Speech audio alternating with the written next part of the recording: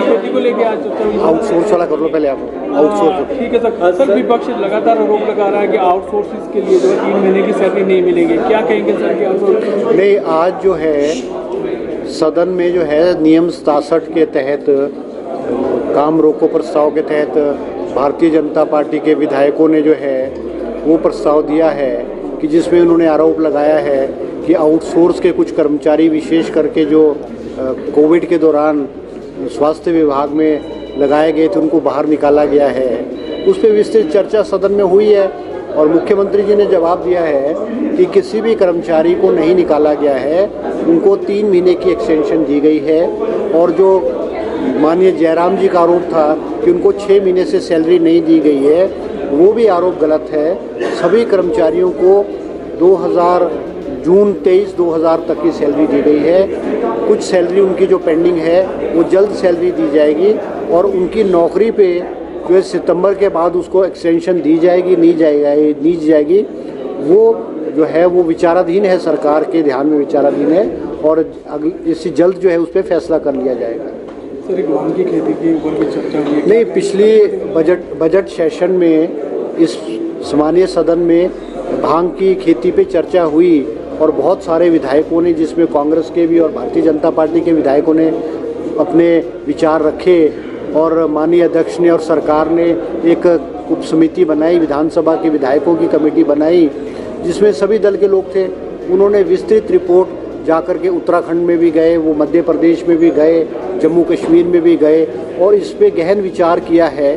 और आज जगत सिंह नेगी जी जो उस कमेटी के अध्यक्ष थे, उन्होंने रिपोर्ट जो है सदन में पेश की है और उस पर सरकार जो है दोबारा विचार करके कि इसको भांग की खेती को किस तरह से लीगलाइज किया जाएगा ताकि लोगों को रोज़गार के साधन भी उपलब्ध हो और सरकार को आय भी हो। और ये भी देखा जाएगा कि जो भांग की खेती को अगर लीगलाइज किया जाएगा तो उसका दुरुपयोग ना हो और वो जो भांग की खेती है उसको किस तरह से चैनलाइज किया जाएगा, किस तरह से उसको उगाया जाएगा, कौन कौन सी वैरायटी जो है वो मेडिसिनल यूनिट्स में जो काम आती है। विस्तृत रिपोर्ट माननीय जगत सिंह नेगी जी ने और समिति ने जो है सरकार को की है।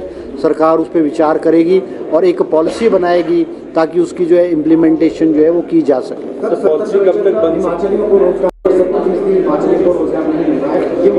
नहीं, आज सदन में ये चर्चा हुई है, माननीय विधायक के ठाकुर जी और लखनपाल जी ने इसको किया और मैंने रिपोर्ट दिया है। कागजों के अनुसार 81% जो रोज़गार है हिमाचल प्रदेश में वो हिमाचली लोगों को दिया जा रहा है। बद्दी बरोटीवाला नालागढ़ में जो ये आंकड़ा है ये कोई 72% पे है, जो कम है। हमारी पॉलिसी के मुताबिक हर उद्योगपति को जिसको हिमाचल सरकार इंसेंटिव देती है उसको 80% रोज़गार उद्योगों में देना पड़ता है। मैंने आज on the floor of the house आश्वासन दिया है, हम विस्तृत रूप से हर उद्योग से जो हमारे नौजवान हिमाचल प्रदेश के लोग हैं उनका नाम पता उसको करेंगे और इस आंकड़े को दोबारा से वेरीफाई करेंगे। हमारी और सरकार की प्राथमिकता है कि हिमाचल प्रदेश में एटलीस्ट 80% रोज़गार जो उद्योगों में दिया जाए। कुछ ऐसे उद्योग हैं जैसे फर्नेस वाले यूनिट्स हैं या कोई और यूनिट्स हैं जहाँ पर हिमाचल प्रदेश के जो नौजवान हैं क्योंकि उनको टेक्निकल नो हाउ या एक्सपीरियंस जो है वो नहीं होता और हमारे लोग उन फैक्ट्रियों में काम नहीं करना चाहते, ऐसे फैक्ट्रियों के अलावा हम इंश्योर करेंगे 80% रोज़गार है हिमाचल के लोगों को मिले। नहीं, हम उसके खिलाफ सख्त कार्रवाई करेंगे। हम इंसेंटिव, मैंने जैसे सदन में कहा, जो नहीं करेगा, हम जो इंडस्ट्री डिपार्टमेंट इंसेंटिव्स देता है इन फॉर्म्स ऑफ टैक्सेस है और अदर इंसेंटिव्स है, वो चाहे बिजली के रिबेट है, हम उस पर जो है विचार करके उनकी जो है वो जो इंसेंटिव्स है वो बंद कर देंगे।